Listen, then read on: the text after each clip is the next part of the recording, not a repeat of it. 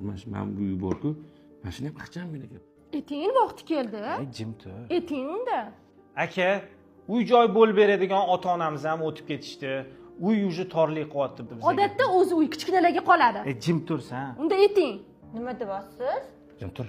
Bolalar urushganidan, talashganidan уже siqilishib qoldik. O'shanga iltimos, uyni bo'shatib qo'ying. Bugunoq.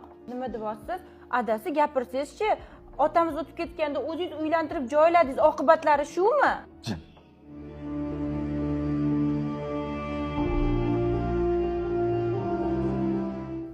Chiqib ketamiz.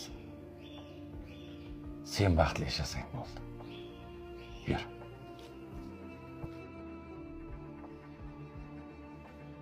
Qayerga ketyapsizlar?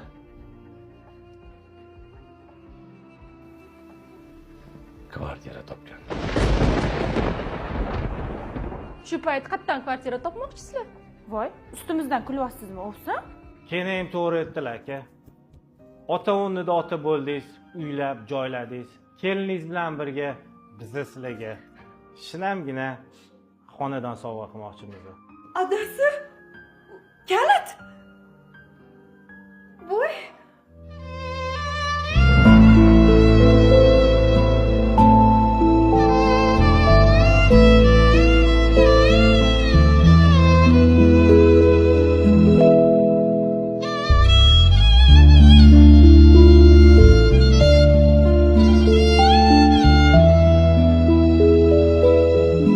Aka, faqat bitta shart bilan. Jiyanlarimni olib, tez-tez kelib turasiz uyga. Albatta.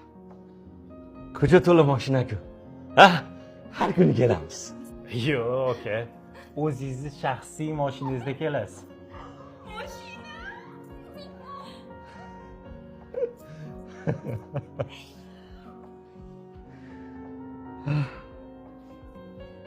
Senda yomonlik chiqmasini bilardim.